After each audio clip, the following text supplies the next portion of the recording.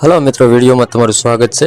ગુજરાતી ઓડિયન્સે કેટલા ઉપનામ આપ્યા, પહાડી અવાજની માલકીન કે ઘૂઘવાટાની પાઠશાલા કે કોકિલ કંઠી।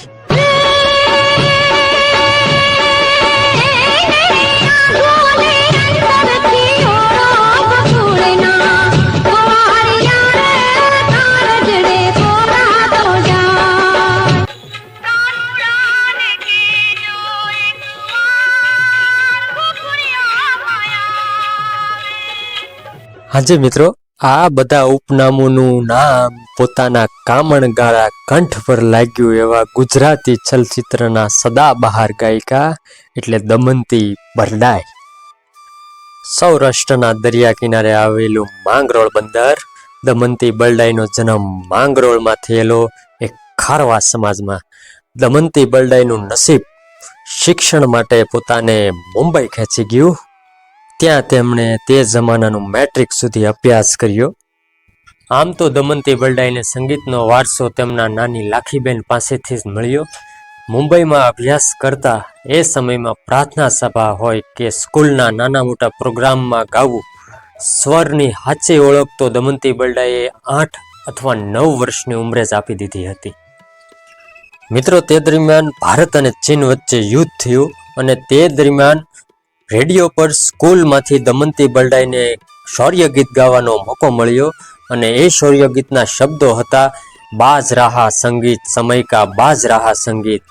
આ શૌર્ય ગીતે પોતાના સમાજમાં ખૂબ પોપ્યુલરતા અને પ્રસિદ્ધિ અપાવી અને ખૂબ લોકચાહના મેળવી। મિત્રો, તે સમયમાં મુંબઈમાં ખારવા સમાજનું એક મંડળ ચાલતું હતું અને એ મંડળનું નામ હતું દરિયા ચોરું। દોસ્તો, અસ્તિત્વની ડિઝાઇન તમને ક્યારે ક્યાં મોકો આપે એ તમને ખબર પણ નથી હોતી। દરિયા ચોરું મંડળમાં વાર તહેવારે કે નવરાત્રિમાં ગરબા કે શહેરી ગરબા કાયમ માટે ગવાતા અને દમંતી બરડાઈના કઝિન અથવા મોટા બહેન પાર્વતી બહેન ગાતા અને દમંતી બહેન સાથે સાથ પુરાવતા।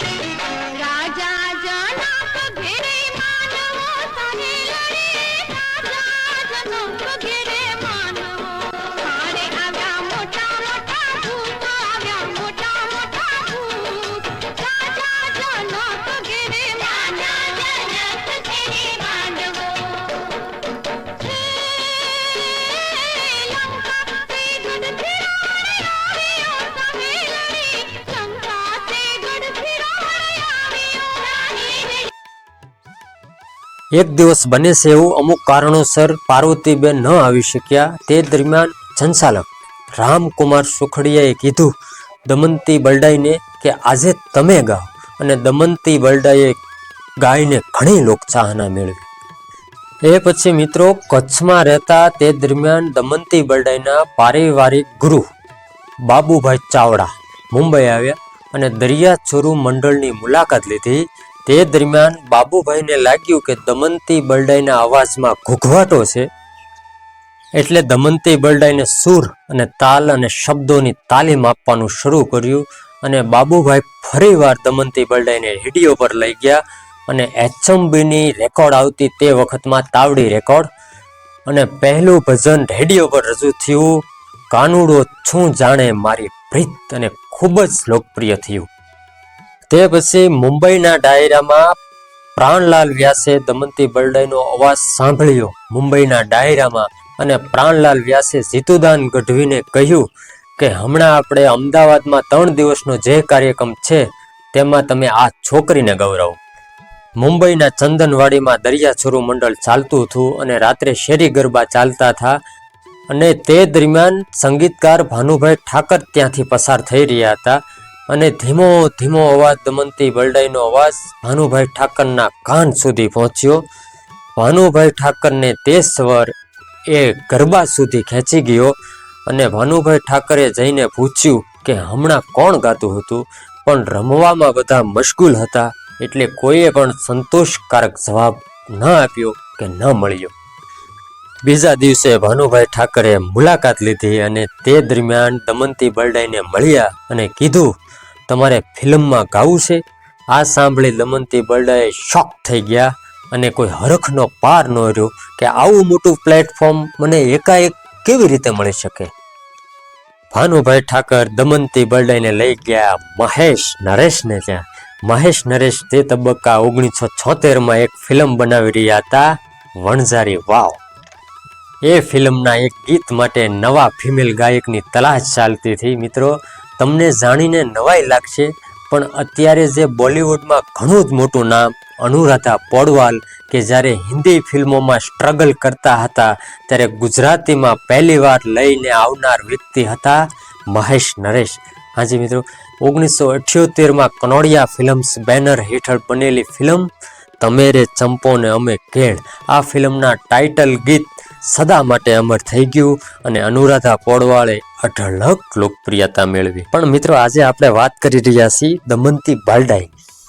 એ ફિલ્મના એક ગીત મેળે મેળે મોરલડી હેલે ચડી, આ ગીત માટે મહેશ નરેશે દમંતી બરડાઈ પાસે 17 દિવસ રિહર્સલ કરાવ્યું.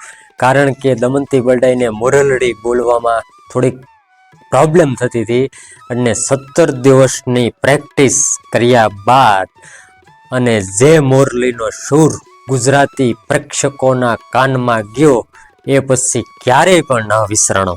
દોસ્તો, એ હતી આ બીનની ધૂન.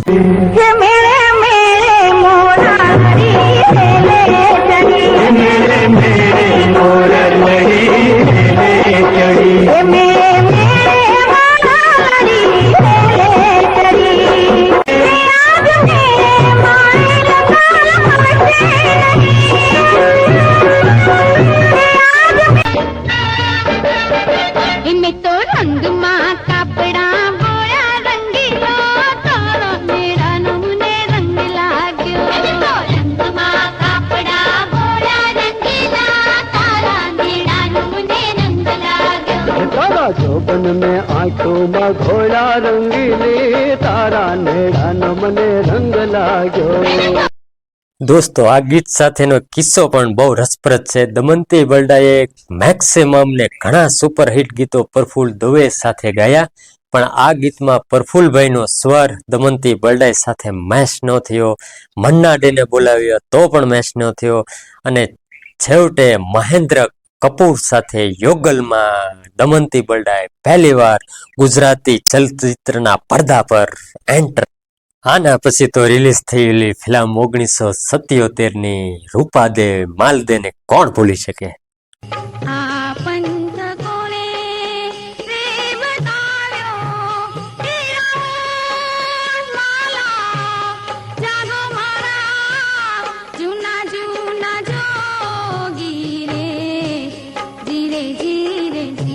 આના પછી તો દમંતી બરડાએ ક્યારેય પણ પાછું વળીને ન જોયું. 160 થી પણ વધારે ફિલ્મોમાં પોતાનો સ્વર આપી અને ગુજરાતી ચલચિત્રોને કાયમ માટે અમર કરી દીધા. આના પછી તો ઘણી બધી ફિલ્મો રિલીઝ થઈ. અલખને ઓટલે, ગંગા સતી, કંકુ પગલા, ભગત પીપાજી, મચ્છુ તારા, વહેતા પાણી, ગરવો ગ્રાસ્યો, તમે રે ચંપોન, અમે કેળ, ગોરલ ગ્રાસણી, રામાયણ અને અમર દેવીદાસને કોણ ભૂલી શકે.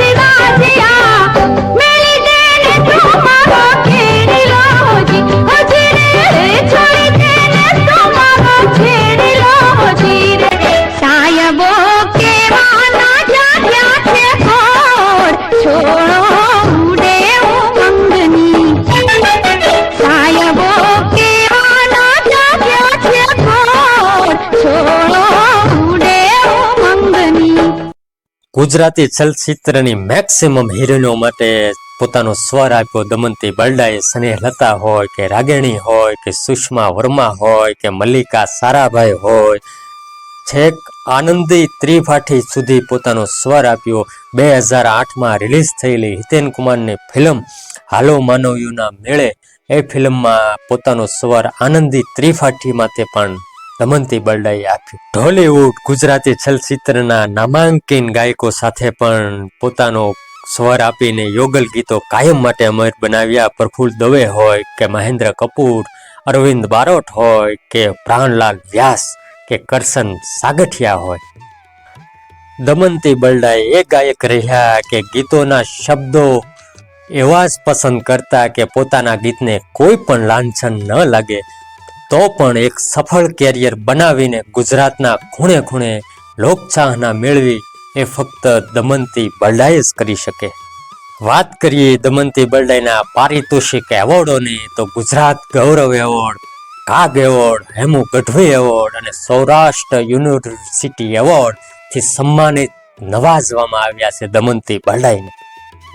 દિવાળીબેન ભીલને પોતાના પ્રેરણા મૂર્તિ માનતા દમંતી બરડાઈને ગુજરાતી ઓડિયન્સ પછી ક્યારેય ના ભૂલી શક્યું. દમંતી બરડાઈ હાલ મુંબઈ જ રહે છે. તેમનું સાસરું પોરબંદર છે અને પહાડી અવાજના માલકીન અત્યારે નાના મોટા સૂર સાથેના કાર્યક્રમો કરે છે અને બાકી નિવૃત્ત જીવન મુંબઈમાં જ વિતાવી રહ્યા છે. દમંતી બરડાએ ગુજરાતી ચલચિત્રમાં જે મકામ હાસિલ કર્યું એ મકામ માટે કેટલી પણ ગાયિકા સપનું જોતી હોય છે. તો મિત્રો, વિડીયો તમને ગમ્યો હોય તો લાઈક કરજો ને ગુજરાતી ચેનલને સબસ્ક્રાઈબ કરજો અને કયું ગીત તમને દમંતી બરડાઈનું પસંદ છે એ કમેન્ટ બોક્સમાં જરૂર લખશો. જય જય ગરવી ગુજરાત.